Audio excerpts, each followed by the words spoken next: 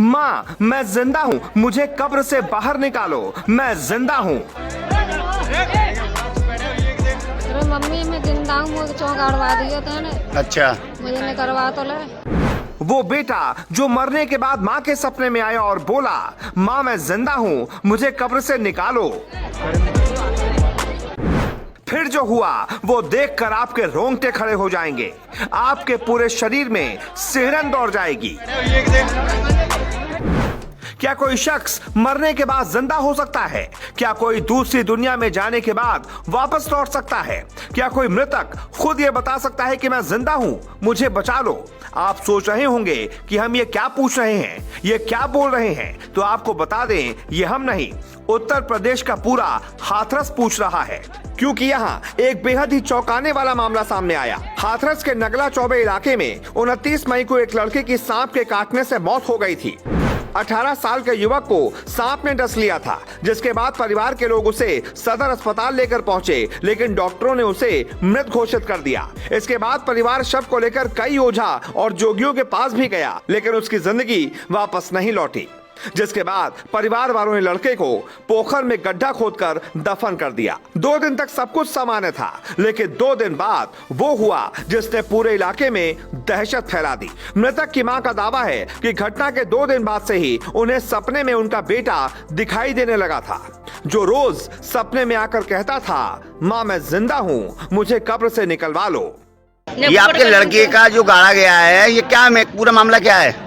ये सांप ने खा लो भैया। अच्छा जी। फिर हम लैब डोले जा चारों लोग। अच्छा। बाई ने पे डॉक्टर ने पैसा बनता। फिर बाई ने मना कर दी। अच्छा। फिर लाके हमने घर रख लो, फिर सवरे कह रहे अब लगा दे जाए। अच्छा, फिर उसके बाद क्या हुआ? अब इनको निकाला क्यों जा रहा है? सपने दे रहे रोज के। क्या कह रहे हैं? अरे मम्मी मैं जिंदा हूँ, मुझे चौंक अड़वा दिया था। अच्छा, मुझे ने करवा तो ले। ये सपने से क्या आपको ही आते हैं? घर में सबों को आते हैं? घर में आता है, मोहल्ला वाले ने आते हैं, झाड़ू वाली आए। अच्छा, हाँ। तो फिर उसके बाद आपने क्या किया? हमारे भैया दिल गवाही हमने कही, हम तो फिर हम तो कह रहे निकालो चूरा। अच्छा, तो अब आप निकलवा रही हैं इनको? और क्या नाम था इनका? योगेश। सिर्फ माँ ही नहीं, पूरे मोहल्ले में आसपास के कई लोगों को मृतक ने सपने में आकर यही कहा कि माँ मैं जिंदा हूँ, मुझे कब्र से निकलवा लो।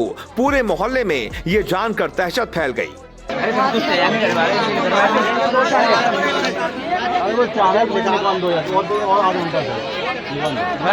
संतोषी तो हो जाएगी, थोड़ी सी निकलवा दो इसको।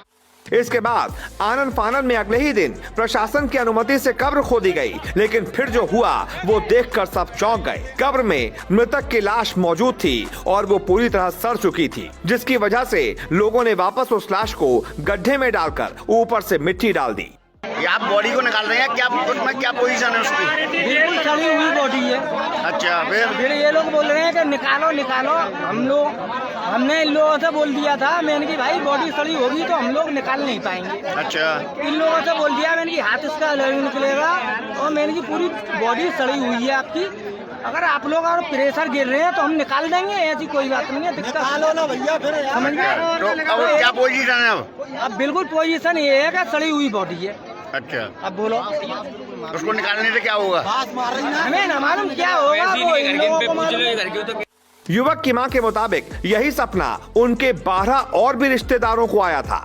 इसी वजह से महिला ने अपने बेटे की कब्र खोदने की जिद की और प्रशासन से अनुमति मिलने के बाद कब्र खोदी भी गई। लेकिन जैसे ही कब्र खुदी, महिला का भ्रम टूट गया। उनका बेटा जिंदा नहीं था, बल्कि उसकी लाश बुरी तरह सड़ चुकी थी, और इसी के साथ एक माँ की सारी उम्मीदें चकनाचूर हो गईं। वो सोच रही थी कि शायद उसका बेटा जिंदा होगा, तभी वो सपने में आकर ऐसा कह रहा है। लेकिन जैसे ही गड्ढा खुदा, जैसे ही कब्र खुली, माँ की सारी उम्मीदें हमेशा हमेशा के लिए उसी कब्र में दफन हो गईं।